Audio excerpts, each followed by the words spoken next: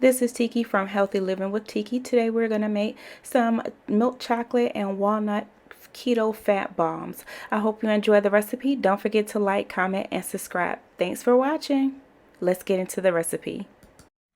I started with a full bag of Lily's dark chocolate sweetened with stevia. To that I added a stick of Land O'Lakes butter, and I put it on the stove to melt down. I did kind of like a double boiler in a stainless steel pot. Also, on a different eye, I took 2 tablespoons of the same Land O'Lakes butter, and I toasted a half a cup of walnuts, and I accounted for the 2 tablespoons of butter that are in the walnuts to match with the fat bombs, the chocolate and the butter in the back. And then you just stir it until it melts all the way down, so you still see a little butter in it.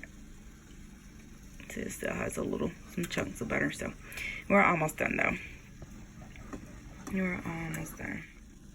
Okay, so my chocolate has melted down. So to it, I'm adding a splash of vanilla extract, not the imitation vanilla, but pure vanilla extract. And I'm adding 2 packages of stevia. I have swerved, but I just find it easier to work with this, the stevia. So I'm going to add that in, stir it together, and add my nuts, and come back and finish it off. This is like a super simple recipe. Now I have this combined, and it's time to start adding it into the dish. So just add a little bit of a time, and be careful. I'm about to make a mess because, like I said, I am using my phone instead of my actual camera, so I don't have the big tripod. Now if you want to, you can actually put the nuts in the bottom if that'll be easier for you. So it's entirely up to you if you want to go ahead and mix them in ahead of time and do it this way. So I'm going to go ahead and finish adding them in, and I'll come back and show you what it looks like before I put it in. Okay, so here's what it looks like before I put it in the fridge. And I said it's a little messy because I was trying to get it in, and these are smaller ones. I tried to clean it up, but I actually ended up making a bigger mess trying to get it perfect. So you can either let them sit out and set, or you can put them in the fridge. I prefer to put them in the fridge, but they've already started to set since I was like working with them, so it won't take too much. Or you can just put them in the refrigerator. It's really up to you.